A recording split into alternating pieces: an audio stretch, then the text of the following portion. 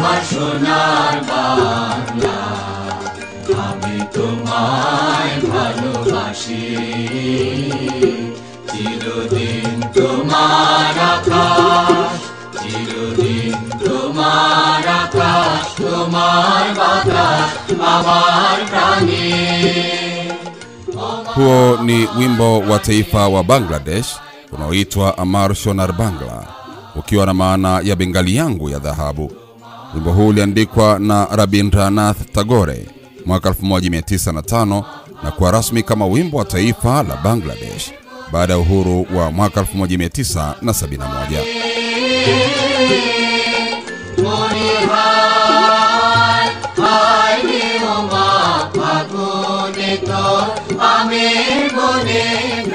Wimbo huu uliandikwa na mshairi maarufu Rabindranath Tagore, mshindi wa kwanza wa tuzo ya Nobel kutoka Asia mwaka 1913.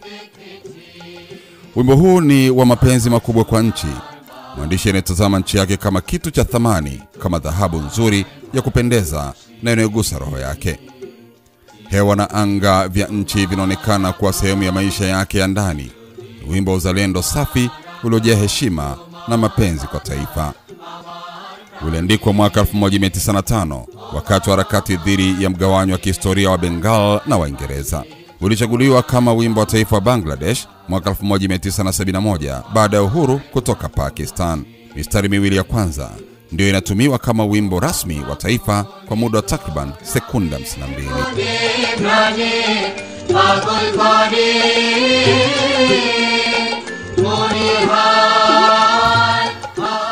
Mimi naitwa Semio Sonyo. Karibu ni kujuza historia ya nchi ya Bangladesh.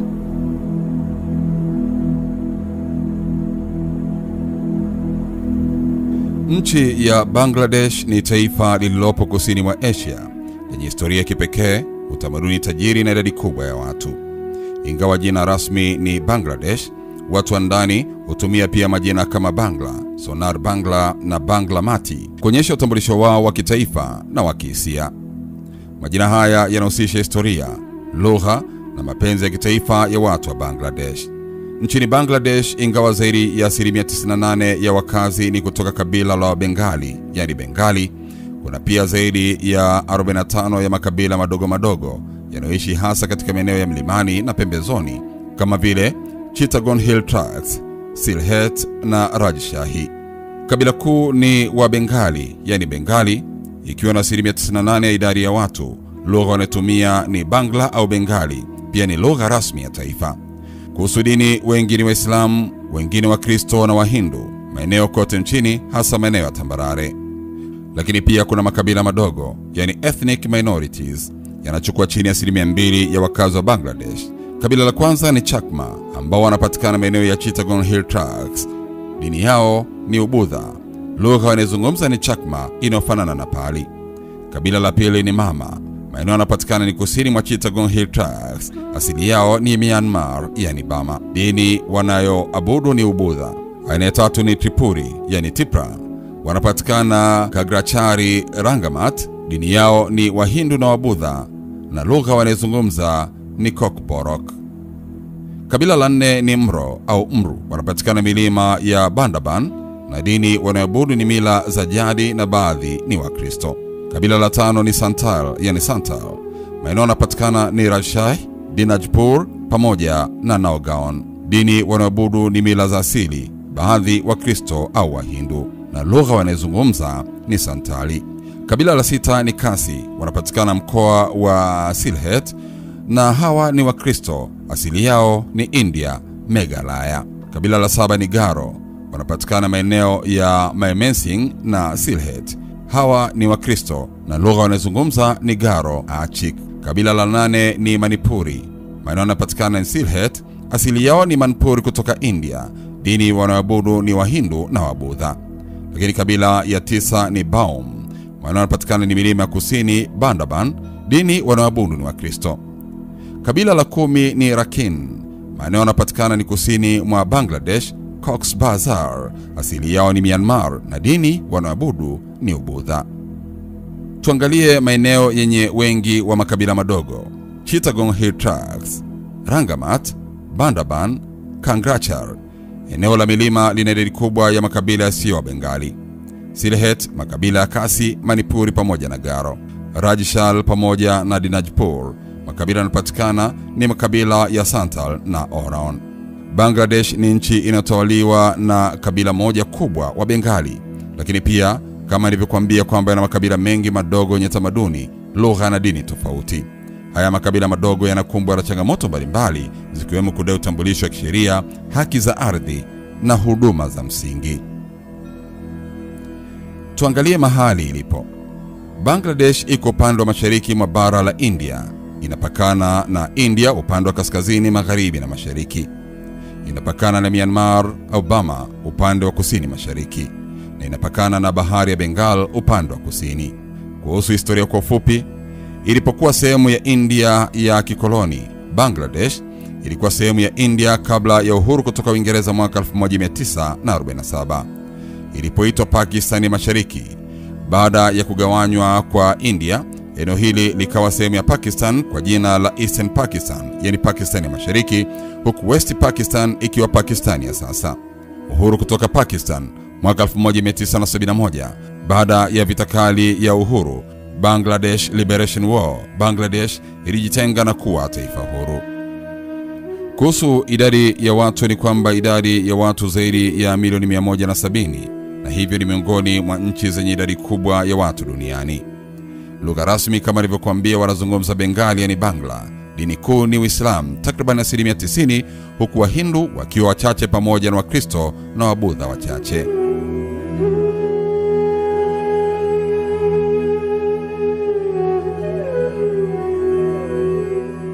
Na sasa ni katika upande wa siasa na utawala.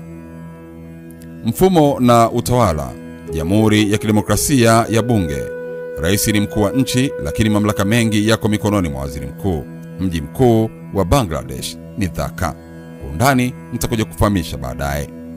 Kuhusiana na swala zima la uchumi, sekta kuu, viwanda vya nguo na mavazi vinavyochangia zaidi ya nusu ya pato la taifa la mauzo ya nje.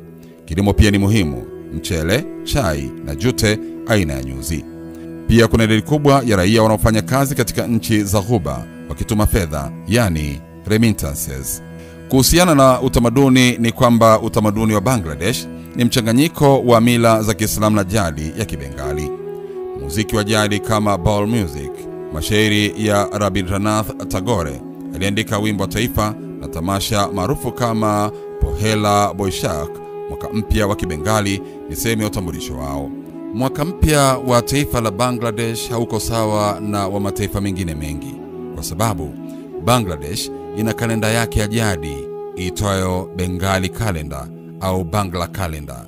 Mwaka mpya wa Bangla unaitwa Pohela Boishakh au Pohela Boishakh, na huadhimishwa kila mwaka tarehe 14 April, mara chache tarehe 15 April kulingana na kalenda ya Gregor.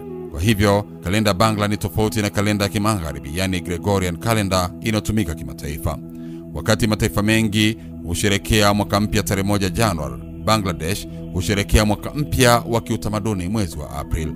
Hii ni sikukuu kubwa nchini Bangladesh, ikihusisha maandamano ya kiutamaduni, ngoma, mavazi asili na vyakula vya jadi. Chakula maarufu ni mchele na kuri, hasa samaki na vyakula vyenye viungo. Kuhusiana na mazingira, Bangladesh ina mito mingi sana, zaidi ya 700, ikiwemo mito mikubwa kama Padma, Jamuna na Meghana. Mara kwa mara hukumbwa na mafuriko, vimbunga na dhoruba za kimbunga kutokana na hali ya kijiografia. Kuhusiana na mambo ya kipekee ni kwamba licha ya kuwa nchi ndogo kieneo, ina watu wengi kuliko nchi nyingi kubwa. Imefanikiwa kupunguza umaskini kwa kiasi kikubwa katika miongo miwili iliyopita. Imejijengea sifa kimataifa kwa ukuaji wa haraka kwa uchumi, hasa kupitia sekta ya nguo.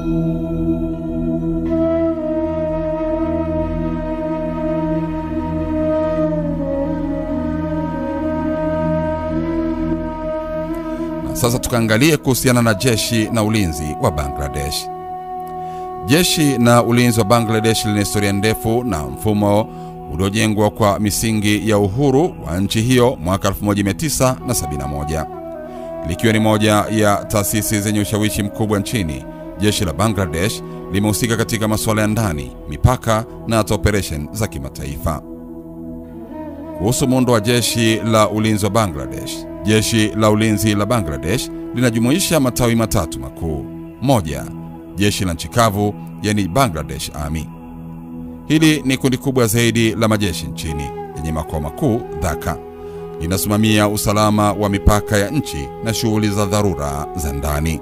Pia limehusika katika uongozi wa serikali za mpito katika historia ya nchi hiyo kama mwaka 2007 hadi mwaka 2008. Lakini la pili ni jeshi la wanamaji, yani Bangladesh Navy. Hili linalinda maji ya eneo la Bengal Bay, kutoa msaada wa kijeshi kwenye pwani, usafirishaji wa kijeshi na ulinzi wa rasilimali baharini. Limeboresha sana katika miaka ya karibuni kupitia ununuzi wa meli mpya, mizinga ya kisasa na manowari. Lakini la tatu ni jeshi la anga, yani Bangladesh Air Force. Hili linaendesha shughuli za anga na kulinda maeneo ya anga ya taifa. Pia hushiriki katika msaada wa misaada ya kibinadamu na maafa. Kuna ndege za kivita, helikopta za msaada na ndege za uchunguzi. Vyombo vingine vya ulinzi na usalama ni pamoja na Bangladesh Rifles, yani Border Guard Bangladesh BGB. Zamani ilijulikana kama Bangladesh Rifles. Linasimamia usalama wa mipaka, hasa maeneo ya India na Myanmar. Lilikumbwa na mgogoro mkubwa wa ndani mwaka 2009, uasi wa askari wa zamani wa BDR. Lakini lingine ni Rapid Action Battalion, RAB. Kikosi hiki ni maalum chini ya Wizara ya Mambo ya Ndani. Kimekuwa maarufu kwa kupambana na ugaidi, uhalifu mkubwa na dawa za kulevya. Hata hivyo, kimekosolewa vikali na mashirika ya haki za binadamu kwa ukiukwaji wa haki, mauaji kiholela na ukamataji wa kiholela. Lakini jeshi lingine, jeshi la polisi, yani Bangladesh Police. Hili lina jukumu la kawaida la kusimamia sheria na utulivu wa kiraia. Wanaendelea kupata mafunzo na vifaa ili kuboresha ufanisi wao. Vipi kuhusiana na Bangladesh katika ushiriki wa kimataifa? Bangladesh ni miongoni mwa nchi zenye askari wengi zaidi katika operation za kulinda amani za Umoja wa Mataifa. Imekuwa ikipeleka wanajeshi DRC, Sudan, Haiti, Mali na kwingineko. Kuhusiana na changamoto za usalama ni pamoja na mivutano ya kisiasa. Jeshi mara kadhaa limeingia kwenye siasa au kuingilia mchakato wa kiraia. Ugaidi na itikadi kali. Serikali imechukua hatua kali dhidi ya vikundi vya kidini vyenye misimamo mikali. Lakini tatizo la usimamizi wa mipaka, hii ni pamoja na migogoro na India au wahamiaji kutoka Myanmar, hasa Rohingya. Lakini malalamiko ya ukiukwaji wa haki za binadamu hasa dhidi ya RAB. Hivyo basi, jeshi na vyombo vya salama vya Bangladesh vina nafasi kubwa si tu katika kulinda mipaka, bali pia katika siasa na utulivu wa ndani ya nchi. Mafanikio yao kwenye ulinzi na amani wa kimataifa ni ya kupongezwa, lakini changamoto za haki za binadamu na siasa bado ni eneo linalozua mjadala.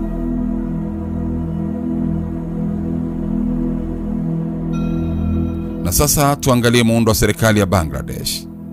Kwanza ni Rais wa Jamhuri ya Watu wa Bangladesh. Jina lake ni Mohamed Shahabuddin.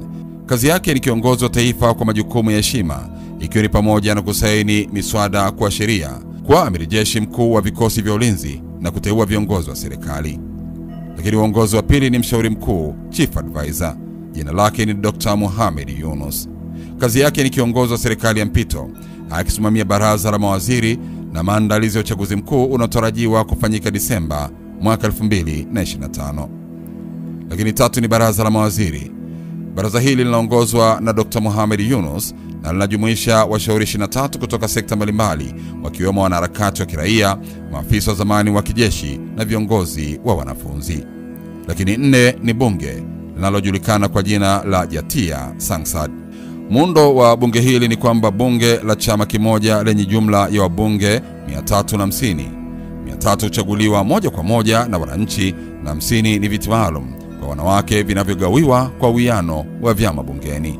Hali ya sasa, baada ya kujiuzulu kwa spika Shirin Shamin Chaudhur na Agosti 2024, nafasi ya spika bado haijajazwa rasmi. Muundo wa 5 wa uongozi ni mahakama kuu.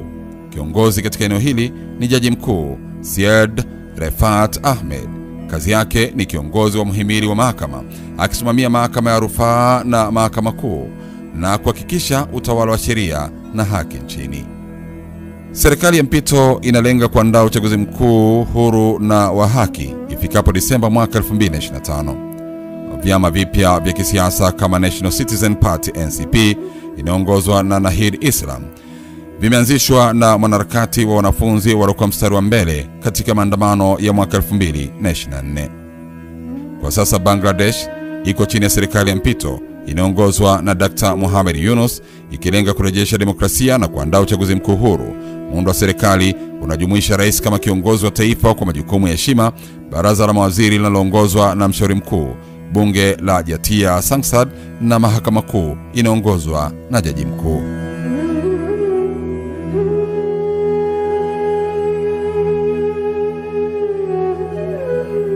Hebu sasa tuangalie kwa undani zaidi mambo matatu. Moja, ni historia ya kisiasa ya Bangladesh, lakini mbili, ni maisha ya kila siku ya wananchi wake, na tatu, ni uhusiano wa Bangladesh na nchi za Afrika.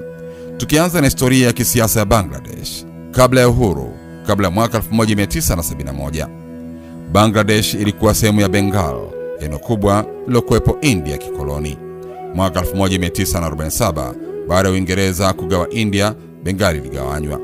Sehemu ya mashariki ya Kiislamu zaidi ikawa sehemu ya Pakistan, ikaitwa East Pakistan, lakini makao makuu ya serikali yalikuwa upande wa magharibi, yani West Pakistan. Tofauti za kiutamaduni, lugha na kisiasa zilisababisha mivutano mikubwa. Vita vya uhuru mwaka 1971. Mwaka 1970, chama cha Awami League cha Bangladesh chini ya Sheikh Mujibur Rahman kilishinda uchaguzi wa kitaifa wa Pakistan, lakini haikuruhusiwa kuunda serikali. Hii ilizua maandamano makubwa. Mnamo Machi mwaka 1971, Pakistan ya Magharibi ilituma jeshi kukandamiza upinzani. Vita vya uhuru vya Bangladesh vilidumu kwa miezi 9. Kwa msaada wa India, Bangladesh ilipata uhuru wake Disemba 16 mwaka 1971. Na baada ya uhuru, Sheikh Mujibur Rahman alikuwa rais wa kwanza na baba wa taifa. Mwaka 1975 aliuawa katika mapinduzi ya kijeshi. Miaka 1980 ilikuwa na mapinduzi kadhaa ya kijeshi hadi demokrasia iliporejeshwa mwaka 1991. Tangu wakati huo, siasa za Bangladesh zimekuwa zikidhibitiwa na vyama viwili vikuu. Moja ni Awami League AL, chama cha kihistoria na cha sasa kilicho madarakani, lakini cha pili ni Bangladesh National Party BNP, chama cha upinzani. Lakini mbili ni maisha ya kila siku ya watu wa Bangladesh. Tukianza na hali ya uchumi na kazi. Watu wengi wanafanya kazi katika sekta ya kilimo, hasa mchele, lakini sekta ya viwanda, yani nguo, imekuwa kwa kasi kubwa. Viwanda vya nguo vimeajiri mamilioni ya wanawake na kusaidia kupunguza umaskini. Ingawa bado kuna changamoto, Bangladesh imepiga hatua katika afya, elimu na usawa wa kijinsia. Katika upande wa elimu na afya, elimu ya msingi ni bure na ya lazima. Upatikanaji na huduma za afya umeboreshwa, hasa kupitia mashirika yasiyo ya serikali kama BRAC na Grameen. Bangladesh ni miongoni mwa nchi za kwanza duniani kutumia mikopo midogo, yani microfinance, kupunguza umaskini vijijini. Kuhusiana na utamaduni wa kila siku ni kwamba familia ni ya msingi sana. Jamii inaendeshwa kwa mshikamano mkubwa wa kifamilia. Mavazi maarufu kwa wanawake ni sari au salwar kameez, na kwa wanaume ni panjabi au lungi. Lugha ya mawasiliano ni Bangla, na muziki, mashairi na sanaa vina nafasi kubwa. Tatu ni uhusiano wa Bangladesh na nchi za Afrika. Moja ni kidiplomasia. Bangladesh ina balozi au uhusiano wa kidiplomasia na nchi nyingi za Afrika, ikiwemo Kenya, Afrika Kusini, Nigeria na kadhalika. Imeshiriki katika juhudi mbalimbali za Umoja wa Mataifa barani Afrika, hasa kama walinda amani, yani UN peacekeeping. Maelfu ya wanajeshi wa Bangladesh wamehudumu DRC, Sudan Kusini na Mali. Katika upande wa biashara bado ni ndogo lakini inakuwa. Bangladesh huuza bidhaa kama nguo, dawa, lakini pia mikopo ya maendeleo, yani microfinance expertise. Nchi za Afrika hupeleka bidhaa kama pamba, chai pamoja na malighafi nyingine. Kuhusiana na elimu, kuna wanafunzi wa Kiafrika wanaosoma vyuo vikuu vya Bangladesh, hasa katika masomo ya tiba, uhandisi na biashara. Kwa kifupi, Bangladesh ni nchi yenye historia ya kipekee ya mapambano, watu wanaojituma, maendeleo ya haraka na ushawishi unaokuwa duniani hata Afrika.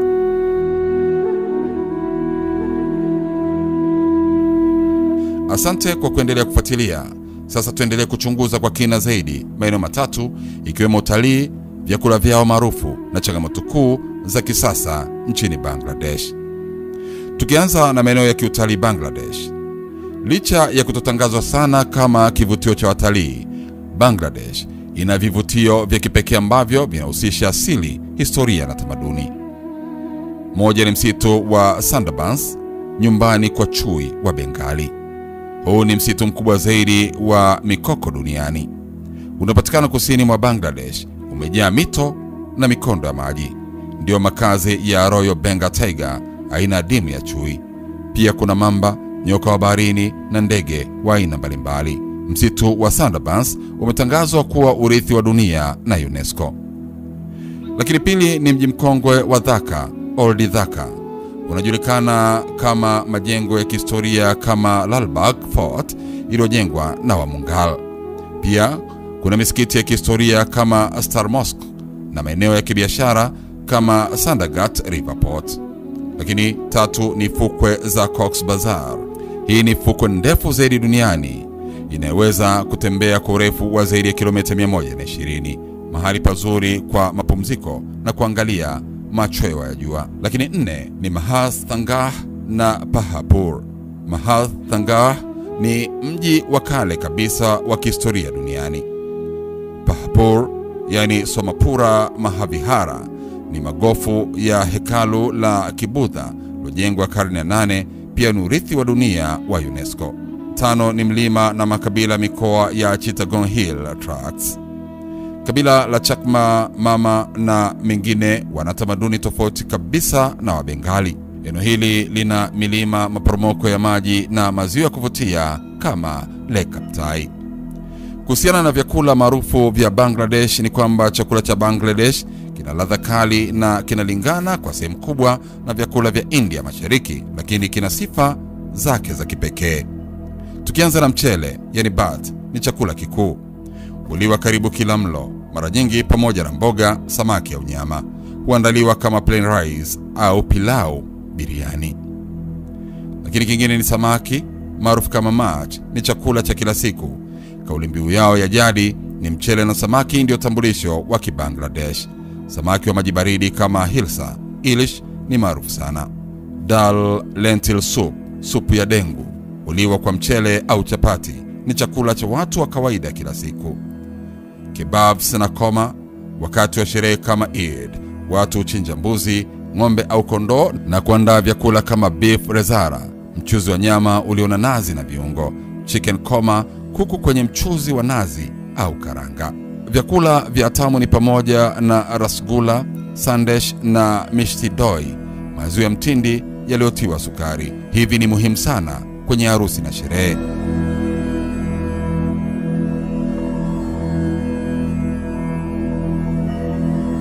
Changamoto kuu za kisasa Bangladesh ni zipi?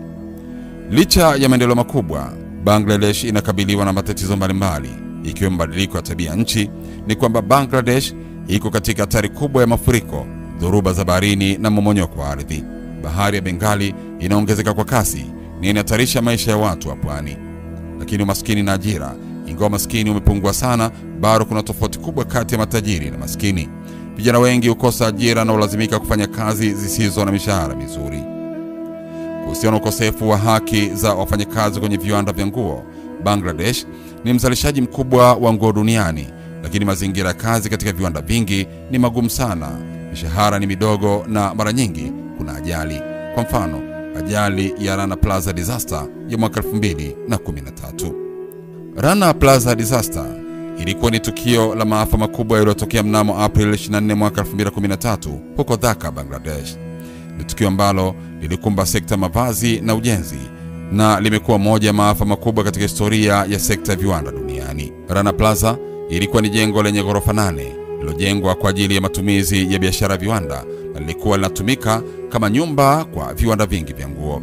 Jengo hili lilikuwa na viwanda vinavyozalisha nguo kwa makampuni ya kimataifa na lilikuwa na wafanyakazi wengi wao wakiwa ni wanawake.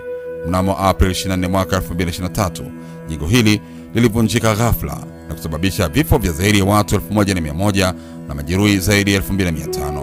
Wengi wao waliokufa walikuwa ni wafanyakazi wa viwanda vya nguo ambao walikuwa wakifanya kazi kwenye ghorofa za juu za jengo hilo. Jengo la Rana Plaza lilikuwa limejengwa kwa viwango duni na ujenzi wake haukuwa umekidhi viwango vya usalama. Ghorofa za juu ziliongezeka bila kuzingatia uthibitisho wa kisheria wa kiufundi, na ujenzi huo haukuzingatia miongozo ya usalama ya serikali. Lakini jambo lingine ni uharibifu wa miundombinu. Siku moja kabla ya tukio hilo, cracks, yani mikunjo mikubwa, zilionekana kwenye jengo hili, lakini wafanyakazi walilazimishwa kurudi kazini licha ya tahadhari za kiusalama zilizotolewa. Lakini kingine ni shinikizo la kufanya kazi kwa wingi.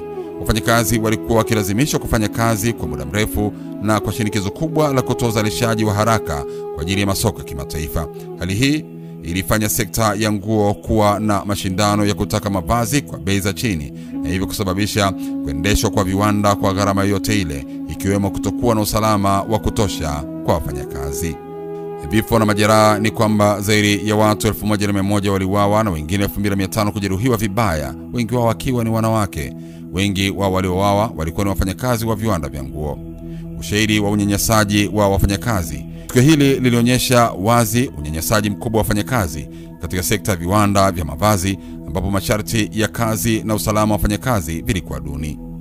Athari kwa sekta ya nguo za kimataifa ni kwamba tukio hili liliathiri vibaya taswira ya sekta ya mavazi ya kimataifa, hasa kwa makampuni ya magharibi yanayotumia viwanda vya Bangladesh kuzalisha nguo kwa bei ya chini. Wafadhili, mashirika haki za binadamu na watumiaji walikashifu mashirika yanayohusika na utengenezaji wa nguo kwa kutowajibika kwa hali ya usalama za wafanyakazi. Baada ya tukio hili, serikali ya Bangladesh pamoja na mashirika ya kimataifa walichukua hatua mbalimbali, ikiwa ni pamoja na kurekebisha sheria za usalama. Sheria na miongozo ya usalama kazini iliboreshwa na vikwazo vikali vilianzishwa ili kulinda haki za wafanyakazi. Mkataba wa Bangladesh Accord. Baada ya tukio hili, baadhi ya makampuni ya kimataifa yaliingia katika mkataba wa Bangladesh Accord ambao unahusisha makubaliano ya kuboresha hali ya usalama katika viwanda vya nguo nchini Bangladesh. Haki za wafanyakazi wa sekta ya nguo walipata msaada wa kisheria zaidi ili kuweza kudai haki zao na kuongeza umakini kuhusu haki za wafanyakazi katika nchi zinazozalisha mavazi. Hivyo Rana Plaza disaster ilileta mabadiliko makubwa katika sekta ya viwanda vya mavazi duniani, ikisisitiza umuhimu wa kuzingatia haki za wafanyakazi na kuboresha viwango vya usalama katika mazingira ya kazi. Lakini hata hivyo, tukio hili lilikumbwa kama kielelezo cha athari za kutokuwa na uangalizi wa kutosha katika viwanda vya uzalishaji wa nguo na hatari zinazohusiana na kuendeshwa kwa biashara kwa gharama ya watu.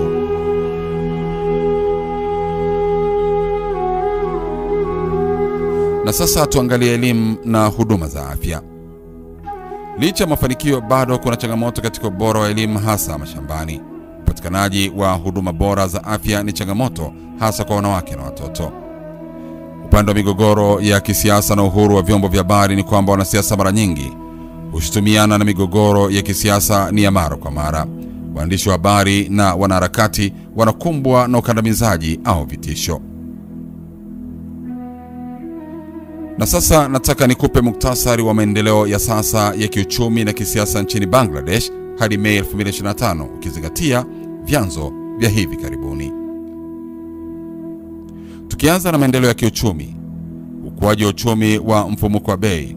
Shirika la fedha la kimataifa IMF limepunguza makadirio ya ukuaji wa uchumi wa Bangladesh kwa mwaka wa fedha wa 2025 hadi 4.5, kiwango cha chini zaidi katika karibu miaka 20 isipokuwa kipindi cha janga la COVID-19. Mfumuko wa bei umeendelea kuwa juu, ukifikia 10.7 mwaka huu kutokana na kushuka kwa thamani ya sarafu, akiba ya fedha za kigeni kupungua na kupungua kwa uwekezaji wa moja kwa moja kutoka nje. Cha kujiuliza ni kwamba kwa nini shirika la fedha la kimataifa IMF limepunguza makadirio ya ukuaji wa uchumi wa Bangladesh kwa mwaka wa fedha wa 2025 hadi 4.5. Shirika la fedha la kimataifa IMF limepunguza makadirio ya ukuaji wa uchumi wa Bangladesh kwa mwaka wa fedha 2025 hadi 3.8 chini kutoka 4.5 iliyotabiriwa awali. Hii ni kiwango cha chini zaidi tangu mwaka wa fedha wa 2019-2020 wakati janga la COVID-19 lilipoathiri uchumi wa dunia. Sababu kuu zilizopelekea kupunguzwa kwa makadirio haya ni pamoja na machafuko ya kisiasa na maandamano ya umma. Maandamano makubwa ya wanafunzi yaliyoanza mnamo Agosti mwaka 2024 yalisababisha kuondolewa kwa waziri mkuu Sheikh Hasina na kuundwa kwa serikali ya mpito inayoongozwa na mshindi wa tuzo ya Nobel Mohamed Yunus. Migogoro hii ya kisiasa ilisababisha usumbufu mkubwa katika shughuli za kiuchumi na kuathiri uwekezaji. Lakini mbili ni maafa ya asili. Bangladesh ilikumbwa na mafuriko makubwa ambayo yaliharibu miundombinu na kuathiri uzalishaji wa kilimo, sekta muhimu kwa uchumi wa nchi. Mafuriko haya yalichangia kupungua kwa pato la taifa. Lakini tatu ni sera za fedha na bajeti zinazobana. Ili kukabiliana na mfumuko wa bei uliopanda hadi karibu 11%, serikali lazimika kuchukua hatua kubana matumizi na kuongeza viwango vya riba. Sera hizi zilipunguza matumizi ya walaji na uwekezaji wa sekta binafsi, hivyo kuathiri ukuaji wa uchumi. 4 ni vikwazo vya biashara na ushuru wa juu. Marekani iliweka ushuru wa 37% kwa bidhaa za nguo kutoka Bangladesh, sekta inayochangia zaidi ya 80% ya mauzo ya nje ya nchi hiyo. Hatua hii ilipunguza ushindani wa bidhaa za Bangladesh katika soko la kimataifa na kuathiri mapato ya kigeni. Lakini 5 ni upungufu wa akiba ya fedha za kigeni. Kupungua kwa mapato ya mauzo ya nje na kuongezeka kwa gharama za uagizaji kulisababisha upungufu wa akiba ya fedha za kigeni.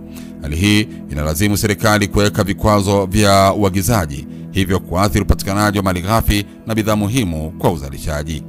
IMF inatarajia kuwa uchumi wa Bangladesh utaanza kuimarika tena katika mwaka wa fedha wa 2026 kwa ukuaji wa 6.7% endapo hali ya kisiasa itatulia na sera za kiuchumi zitalegezwa.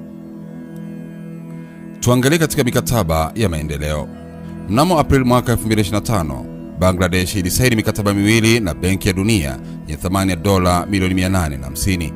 Mikataba hii inalenga kuboresha miundombinu ya bandari ya Chittagong na kutoa msaada wa kijamii kwa watu milioni 4.5, hasa wanawake, vijana na watu walioathiriwa na mabadiliko ya tabia nchi. Katika upande wa madeni ya nishati, ni kwamba kampuni ya Adani Power ya India inatarajia Bangladesh kulipa deni la dola milioni 900 linalotokana na mkataba wa usambazaji wa umeme wa mwaka 2017. Bangladesh imeanza kufanya malipo ya kila mwezi na usambazaji kamili wa umeme umeanza tena. Nini kimepelekea kampuni ya Adani Power ya India kuidai Bangladesh kulipa deni la dola milioni 900 kutokana na mkataba wa usambazaji wa umeme wa mwaka 2017? Kampuni ya Adani Power ya India inadai Bangladesh malipo ya takriban dola milioni 900 kutokana na mkataba wa usambazaji wa umeme ulioingiwa mwaka 2017. Hali hii imesababishwa na sababu kuu kadhaa, ikiwemo malimbikizo ya madeni na changamoto za kiuchumi. Bangladesh ilikumbwa na changamoto za kiuchumi, ikiwa ni pamoja na upungufu wa fedha za kigeni na mfumuko wa bei, hali iliyosababisha kuchelewa kwa malipo kwa Adani Power. Hii ilisababisha kampuni hiyo kupunguza nusu ya usambazaji wa umeme mnamo Novemba mwaka 2024. Hata hivyo, usambazaji kamili wa umeme umeanza tena baada ya Bangladesh kuanza kufanya malipo ya kila mwezi ya kati ya dola milioni 80 hadi 90. Lakini mbili ni mzozo wa bei ya masharti ya mkataba. Kuna mvutano kuhusu jinsi bei ya umeme ilivyokokotolewa. Mkataba wa mwaka 2017 unatumia wastani wa viashiria viwili vya bei ya makaa ya mawe, lakini Bangladesh inataka kutumia viashiria vingine ili kupunguza gharama. Adani Power imekataa pendekezo hilo na pande zote mbili zimekubaliana kuwa iwapo kutakuwa na mzozo utatatuliwa kupitia usuluhishi nchini Singapore. 3 ni masuala ya kodi na faida za ushuru. Serikali ya mpito ya Bangladesh inadai kuwa Adani Power haikupitisha faida za msamaha wa kodi uliotolewa na serikali ya India kwa Bangladesh kinyume na masharti ya mkataba. Adani Power inakanusha madai haya na inasisitiza kuwa imezingatia masharti yote ya mkataba. 4 ni uchunguzi wa mkataba na tuhuma za rushwa. Serikali ya mpito inaongozwa na Mohamed Yunus inachunguza mkataba huo wa miaka 25, ikidai kuwa haikupitia mchakato wa zabuni ya wazi na kwamba gharama zake ni kubwa kuliko miradi mingine ya nishati. Pia Adani Group inakabiliwa na uchunguzi wa tuhuma za rushwa nchini Marekani, jambo linaloongeza shinikizo kwa Bangladesh kutathmini upya mkataba huo. 5 ni maendeleo ya malipo na usambazaji wa umeme. Bangladesh imeanza kulipa sehemu ya deni hilo na hadi sasa imeshatoa takriban dola bilioni 1.2 kati ya bili ya jumla dola bilioni 2. Adan Power ina matumaini kuwa malipo ya kila mwezi yataendelea na kusaidia kulipa deni lililobaki. Kwa sasa, Bangladesh inaendelea na juhudi za kulipa deni hilo na kurejesha usambazaji kamili wa umeme kutoka kwa Adan Power. Hata hivyo, mvutano kuhusu masharti ya mkataba na gharama za mradi bado unaendelea na huenda ukaathiri uhusiano wa kibiashara kati ya pande hizi mbili.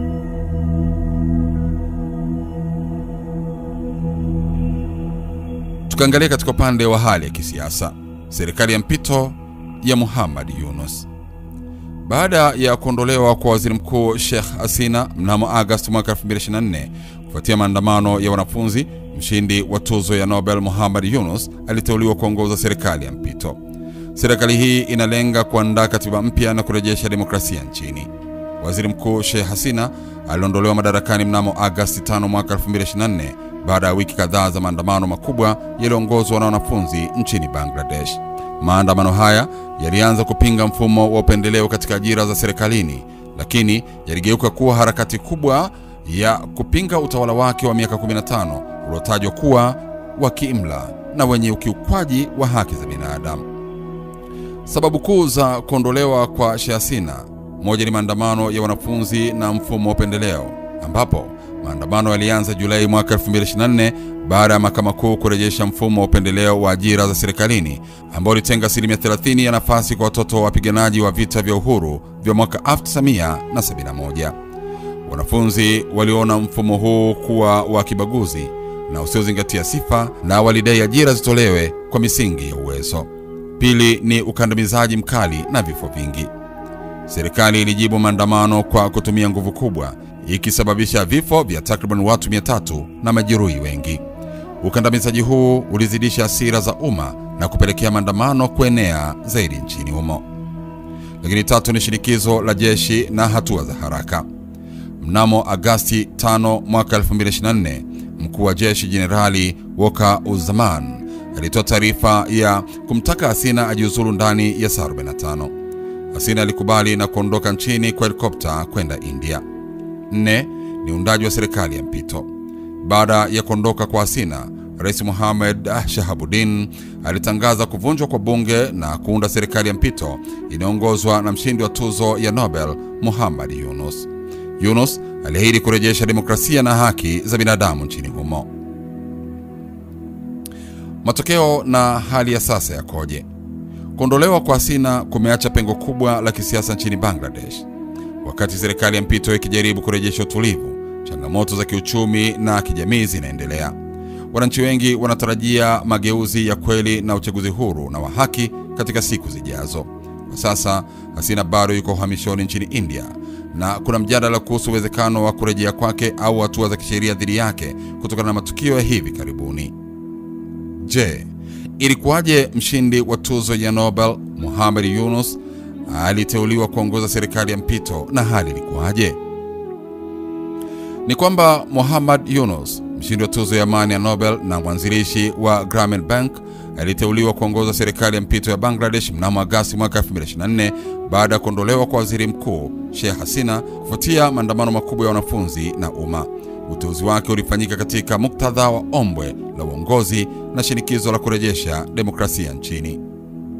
Sababu za uteuzi wa Muhammad Yunus ni kwamba: 1 ni mapendekezo ya viongozi wa harakati ya wanafunzi, ambapo viongozi wa maandamano hususan kutoka harakati ya wanafunzi ya kupinga ubaguzi walimpendekeza Yunus kuongoza serikali ya mpito kutokana na heshima yake kitaifa na kimataifa kama mtetezi wa haki za kijamii na maendeleo ya kiuchumi. Lakini 2 ni uungwaji mkono wa jeshi na rais. Baada ya kuondoka kwa Hasina, jeshi la Bangladesh na Rais Muhammad Shahabuddin walikubaliana na pendekezo la wanafunzi kumteua Yunus kama mshauri mkuu wa serikali ya mpito. Lakini 3 ni uzoefu na sifa za Yunus. Yunus akiwa na uzoefu mkubwa katika masuala ya maendeleo kupitia mikopo midogo kwa wanyonge, alionekana kuwa kiongozi anayefaa kuongoza kipindi cha mpito kuelekea uchaguzi huru na wa haki.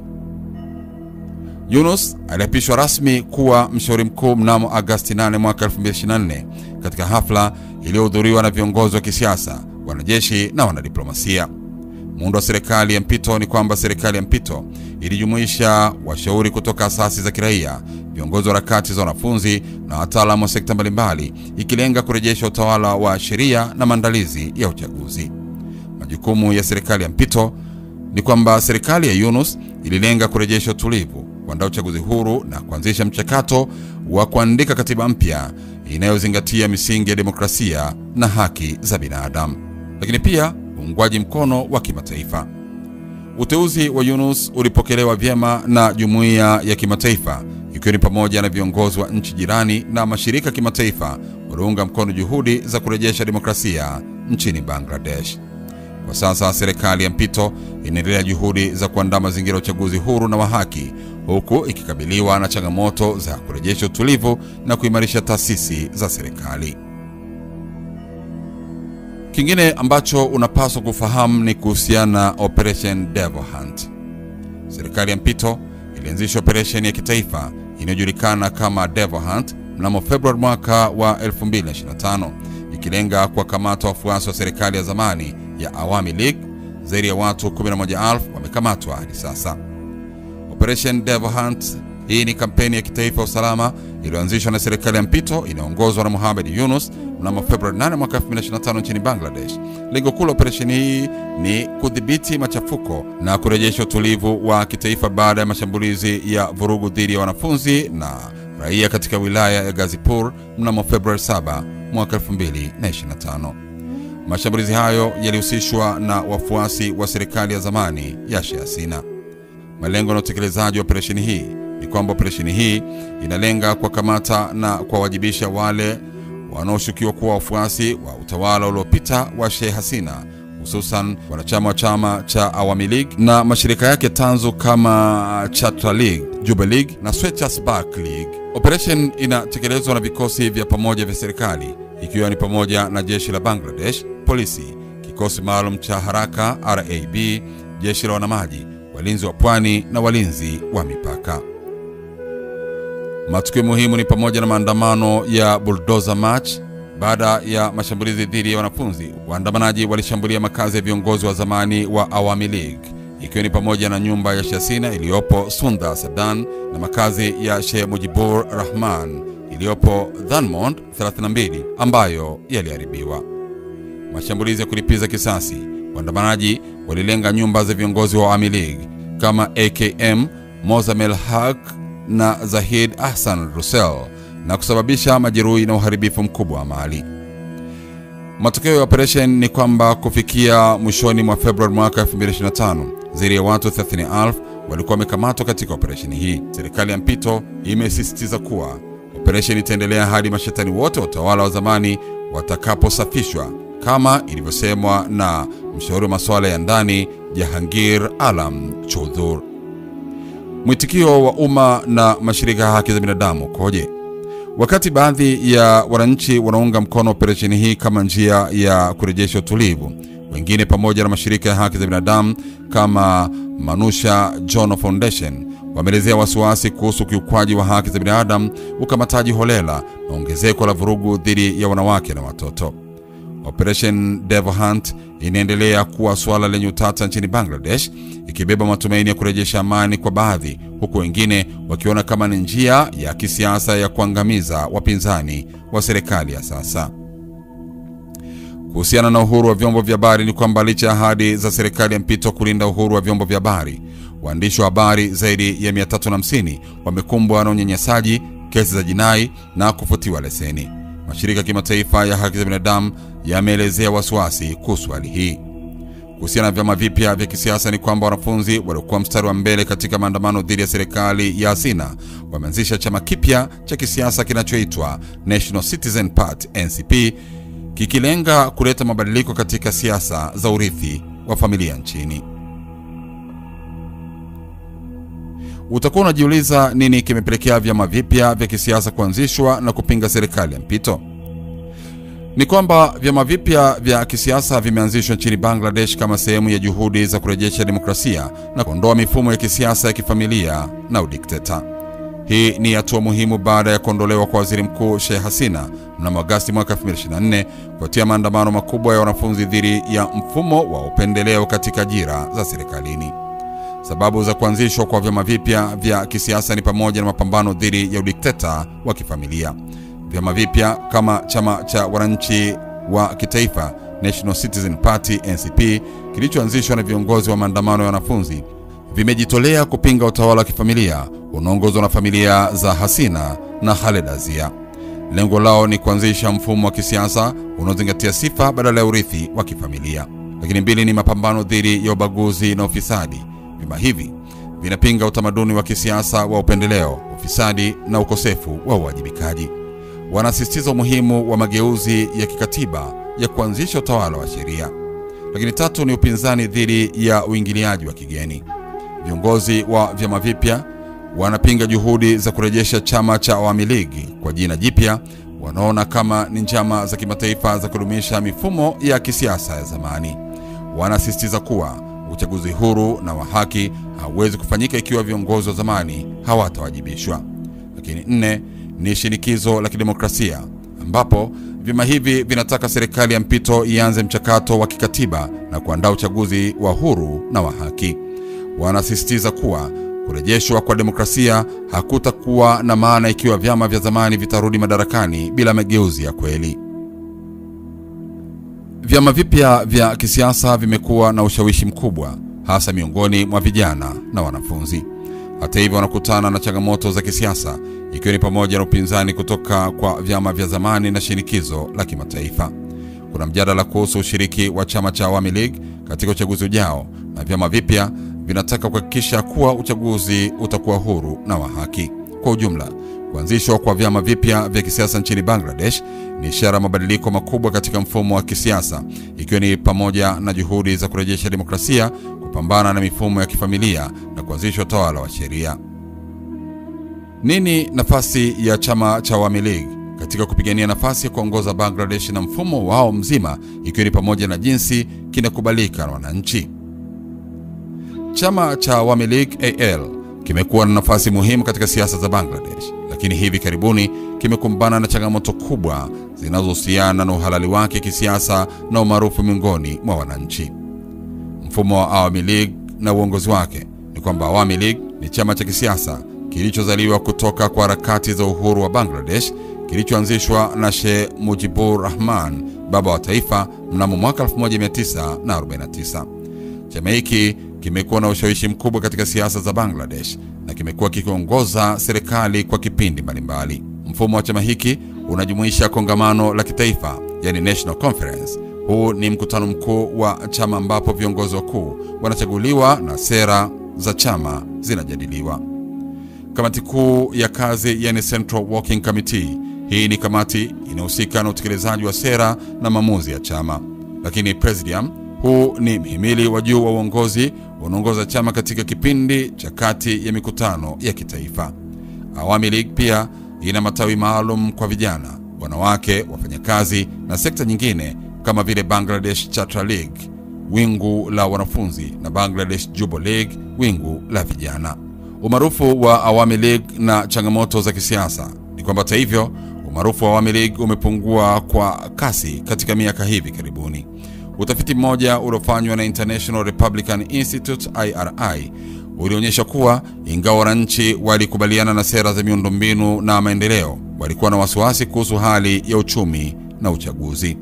Mnamo Agosti mwaka 2024, maandamano makubwa ya wanafunzi yalilenga sera ya upendeleo katika ajira za serikalini na kusababisha vifo vya zaidi ya watu 200 na majeruhi wengi. Hali hii ilisababisha Waziri Mkuu Sheikh Hasina kujiuzulu na kutoroka nchi na kuanzishwa kwa serikali ya mpito chini ya uongozi wa Mohamed Yunus. Baada ya kuondolewa kwa Hasina, utafiti uliofanywa na VOA ulionyesha kuwa licha ya kuondolewa kwa serikali ya Awami League, wananchi wengi walikuwa na hamu ya uchaguzi mpya ndani ya mwaka mmoja. Nafasi ya Awami League katika uchaguzi ujao ni kwamba Awami League inakutana na changamoto kubwa katika kurejesha uhalali wake kisiasa. Vyama vipya vya kisiasa vilivyoundwa na viongozi wa maandamano ya wanafunzi vinapinga kurejea kwa Awami League madarakani, wakiona kama ni sehemu ya mifumo ya kisiasa zamani inayohitaji mageuzi makubwa. Hata hivyo, baadhi ya wananchi wanasisitiza kuwa Awami League inahitaji kufanya mageuzi ya kikatiba na kisera ili kurejesha imani ya umma na kushiriki katika uchaguzi huru na wa haki. Awami League kama chama kilichozaliwa kutoka kwa harakati za uhuru wa Bangladesh kina historia ndefu na nafasi muhimu katika siasa za nchi hiyo. Hata hivyo, changamoto za kisiasa, kiuchumi na kijamii zimeathiri umaarufu wake. Ili kurejesha uhalali wake kisiasa, chama hiki kinahitaji kufanya mageuzi ya kikatiba na kisera na kushiriki katika mchakato wa kisiasa unaozingatia demokrasia na haki za binadamu.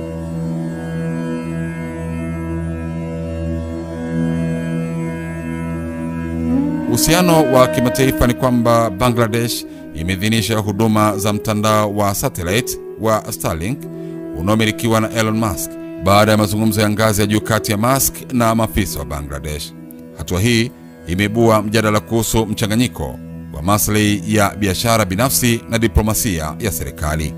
Hadi Mei mwaka 2025, Bangladesh inaendelea kukabiliana na changamoto mbalimbali katika sekta ya miundombinu, afya na uchumi. Sekta ya ujenzi nchini Bangladesh inatarajiwa kukua kwa 10.4 mwaka 2025 kufikia thamani ya BDT trilioni 4.58. Miradi mikubwa kama vile Dhaka Ashulia Elevated Expressway imeanza tena baada ya kusuasua, ikilenga kuboresha usafiri kati ya uwanja wa ndege wa Dhaka na maeneo ya viwanda. Aidha, kuna msukumo wa kutumia mbinu za kisasa za ujenzi zinazojumuisha miundombinu mingi katika eneo dogo kama vile barabara, reli na njia za metro ili kuokoa ardhi na kuongeza ufanisi. Kuhusiana na elimu ni kwamba mwaka 2025 shule za sekondari nchini Bangladesh zitaanza tena mfumo wa mchepuo, yani streams, kwa wanafunzi wa darasa la 10 ambapo watachagua kati ya masomo ya sayansi, sanaa au biashara. Hata hivyo, kuna wito wa mageuzi zaidi katika mfumo wa elimu, ikiwa ni pamoja na kuimarisha mafunzo ya maadili, kuunganisha vyuo vikuu na sekta ya viwanda na kukuza utafiti na ubunifu. Katika upande wa afya, licha ya ukuaji wa sekta ya afya kwa zaidi ya 10% kwa mwaka, zaidi ya wananchi 4.5 usafiri nje ya nchi kila mwaka kutafuta matibabu bora, wakitumia takriban dola bilioni 5. Serikali imefungua milango kwa uwekezaji wa moja kwa moja wa kigeni FDI kwa 100% katika sekta ya afya, ikilenga kuvutia uwekezaji katika huduma maalum na teknolojia ya matibabu.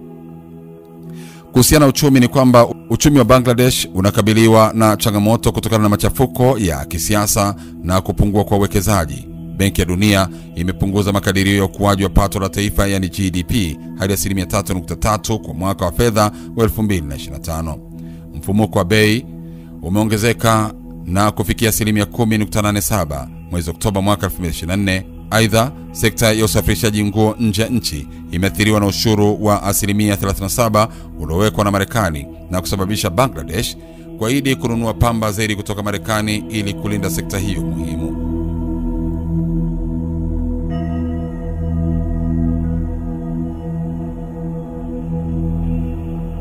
Na sasa tuangalie hali ya usalama barabarani ukoje nchini Bangladesh.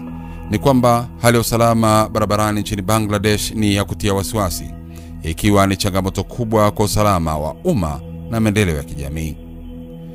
Takwimu za ajali za barabarani katika mwaka wa 2024, Bangladesh ilikumbwa na ajali 6927 za barabarani ambazo zilisababisha vifo vya watu 7294 na majeruhi 12019. Ajali hizi zilihusisha makundi mbalimbali, ikiwa ni pamoja na wanafunzi, wanawake, watoto na maafisa wa sheria. Kwa mfano, watoto 536 walipoteza maisha kutokana na ajali za barabarani mwaka huo. Sababu za kuongezeka kwa ajali ni kwamba moja ya sababu kuu za kuongezeka kwa ajali ni matumizi ya pikipiki na auto rickshaws zisizo na leseni pamoja na magari ya kasi kubwa yanayozunguka maeneo ya miji.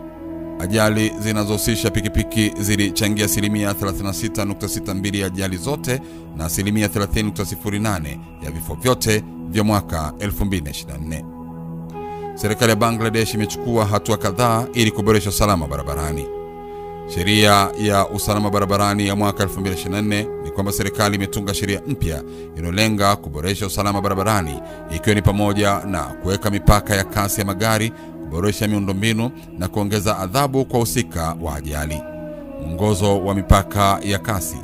Mnamo Mei 2024, mamlaka ya usafiri ya barabara ya Bangladesh BRTA ilitoa mwongozo wa mipaka ya kasi ikipendekeza kasi ya juu ya kilomita 80 kwa saa kwa barabara kuu na kilomita 30 kwa saa kwa maeneo ya mijini. Licha ya juhudi hizi, changamoto kadhaa bado zinakwamisha juhudi za kuboresha usalama barabarani. Kwanza ni utekelezaji duni wa sheria. Upungufu katika utekelezaji wa sheria na udhibiti wa trafiki unachangia kuongezeka kwa ajali. Miundombinu duni. Barabara nyingi hazijengwa kwa viwango vya usalama na baadhi ya maeneo ya miji yana msongamano mkubwa wa magari. Utamaduni wa uvunjaji sheria. Madereva wengi hutofuata sheria za barabarani, ikiwa ni pamoja na kuendesha kwa kasi, kupita maeneo yasiyoruhusiwa na kutovaa kofia ngumu. Hali ya usalama barabarani nchini Bangladesh inahitaji juhudi za pamoja kutoka kwa serikali, wananchi na wadau mbalimbali ili kupunguza ajali na kuokoa maisha. Hii ni pamoja na kuboresha miundombinu, kuimarisha utekelezaji wa sheria na kuhamasisha umma kuhusu umuhimu wa usalama barabarani. Naam, kufikia hapo tunahitimisha makala yetu kuhusiana na nchi ya Bangladesh. Bila shaka sasa utakuwa unafahamu kwa undani zaidi kuhusiana na nchi hii ya Bangladesh na yote yanahusika kuhusiana na Bangladesh. Mimi ni Simio Sonyo, hadi wakati mwingine niseme asante. Amar sonar bangla, ami tomay bhalobasi, chirodin tomar akash, chirodin tomar akash, tomar batash amar prane, tomar amar prane bajaye bashi, sonar bangla, ami tomay bhalobasi. Oma ফাগুনে তোর আমের বনে গানে পাগল করে মনে হায় হায় রে ওমা ফাগুনে তোর আমের বনে গানে পাগল করে ওমা আঘ্রাণে তোর ধরা খেতে কি দেখেছি আমি, কি দেখেছি মধুর হাসি, সোনার বাংলা, আমি তোমায় ভালোবাসি। কি শোভা, কি ছায়া গো, কি স্নেহ, কি মায়া গো, কি আঁচল বিছায়েছ পথের মূলে, নদীর কূলে কূলে। মা তোর মুখের বাণী আমার কানে লাগে সুধার মতো, মনে হায় হায় রে মা তোর মুখের বাণী আমার কানে লাগে সুধার মতো। মা তোর বদন খানি মলিন হলে আমি নয়ন, ও মা আমি নয়ন জলে ভাসি, সোনা